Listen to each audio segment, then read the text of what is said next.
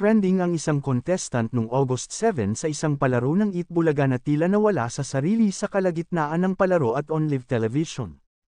Marami ang nabigla sa kakaibang ikinilos ng pera fake contestant ng Eat Bulaga na si Angelito Colida. Nang dahil sa pangyayari ay napa-change player tuloy sa kalagitnaan ng palaro. Pinag-usapan sa social media ang nangyari na kung saan makikita na kinakausap ni Vic Soto, Miles Ocampo at Riza May Dizon. Ang contestant nang bigla na lang itong lumakad papunta sa kabilang dulo ng stage. Kung saan nakapwesto si Singing Queen Anne.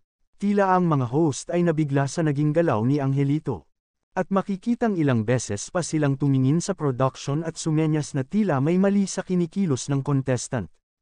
Sa kabila ng pagsita at pagtawag ng mga host ay patuloy pa rin itong naglakad papunta kay Singing Queen Anne. At ito'y kanyang nilapitan at niyakap habang napaiwas naman si Anne. Mabilis naman lumapit si Bossing Vic at si Miles Ocampo pati na ang floor director para konfrontahin si contestant. At upang pigilan at kamustahin ito, habang inaalalayan at sinamahan nila ang contestant pabalik sa orihinal na pwesto. At tinanong kung siya ba ay kinakabahan at ninenerbiyos. Dahil sa kondisyon ni Angelito ay nagdesisyon si Bossing na wag na munang paglaruin ang contestant at agad itong pinatingin sa medic na nakaantabay sa likuran. Hinangaan ng manunood ang pinakitang professionalismo ng mga host lalo na si Miles na binuhay ang sitwasyon at pinakalma ang manunood na tila dinaan sa biro.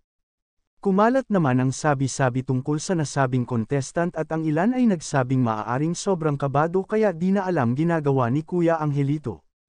Kaya't nawala ito sa sarili. Yung iba naman sinabing maaaring inatake siya ng anxiety o nervous breakdown. Pero ayon sa isang doktor na nakapanood sa palabas kung i-describe ang nangyari kay Kuya ay disorientation. Na maaring isa pang sintomas ng isang mental health problem. Ang disorientation ay kapag umatake maaring makalimot ka o di ka na aware sa nangyayari sa paligid mo. At nawawala ka na sa sitwasyon, at maaaring hindi mo na naiintindihan ang mga tao sa paligid mo. Kaya kadalasan pag disoriented ang isang tao, ay hindi na ito makasagot ng tama sa mga taong nakapaligid sa kanya. Gayunman isang uri daw ito ng mental problem na tanging doktor at mga expert lang ang makakapagsabi. Kung ano pwede nilang gawin sakaling umulit at mangyari sa di inaasahan pagkakataon.